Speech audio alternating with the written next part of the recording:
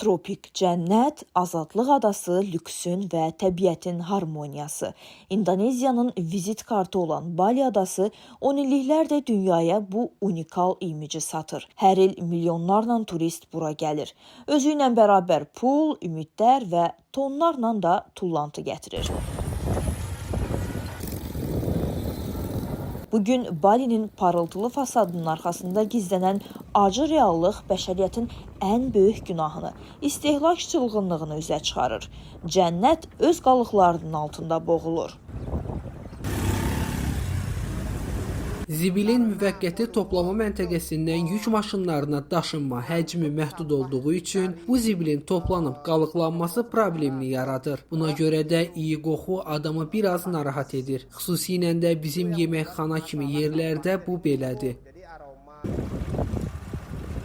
İldə istehsal olunan 1,6 milyon ton tullantı və bunun yarısı idarə olunmaz vəziyyətdədir. Bu böhranda yerli əhali qədər adanın infrastrukturunu dözülməz həddə çatdıran qlobal turizmin də payı böyükdür.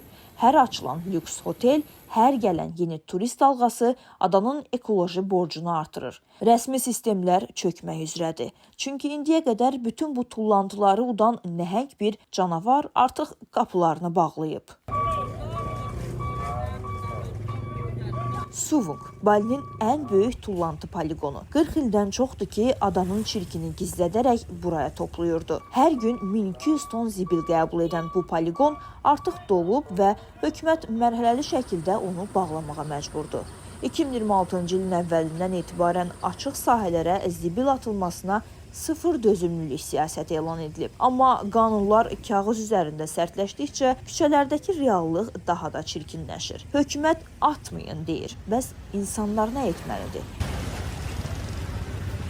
Mənə görə məişət tullantılarının, xüsusilə də qeyri-üzvü olanların hökumət tərəfindən emal edilməsinə ehtiyac var. Xüsusilə ən böyük ümidim odur ki, hər bir məhəllə, bələdiyyə səviyyəsində qeyri-üzvü tullantıların ayrıca emalı təşkil olunsun. Üzvi tullantıları mən hələ də idarə edə bilirəm, çünki evimdə saxlamaq üçün artıq müasir tullantı quyusu var.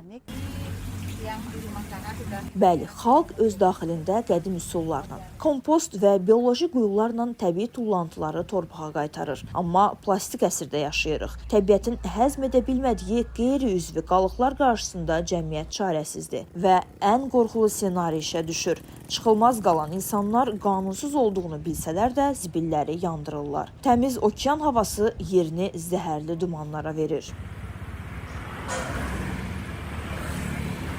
Hökumət tərəfindən hər yolları artıq mövcuddur. Təklif edilən hər yolları kimi müasir tullantı quyuları və bioməsaməli quyuların qazılmasını misal göstərmək olar. Biz bunu üzvi tullantılar üçün artıq etmişik. Həmçinin mənim yeməkxanamdakı üzvi tullantıları bəzi adamlar heyvan yemi kimi istifadə etmək üçün götürürlər. Beləliklə üzvi tullantıları hələ də aşağı səviyyədə, yəni cəmiyyət daxilində idarə edə bilirik. Lakin qeyri-üzvi və digər qalıq tullantılarına gəldikdə aşağıda yeganə çıxış yolu onları yandırmaqdır. Lakin bu da qadağandır.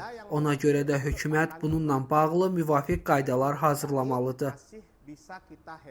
Hökumətin həll yolları var, lakin bunun cəmiyyətdə icrası hələ tam yüksək səviyyədə deyil. Çünki mənim fikrimcə, evlərdən çıxardığımız xüsusilə üzvi tullantıların götürülməsi bəzən çox uzun çəkir və bu da pis qoxuya səbəb olur. Hökumətdən gözləntim odur ki, hər bir məhəllədə tez bir zamanda emal üsulları yaradılsın və ya insanlara qeyri-üzvi tullantıları emal etmək üçün lazımi şərait və vasitələr verilsin.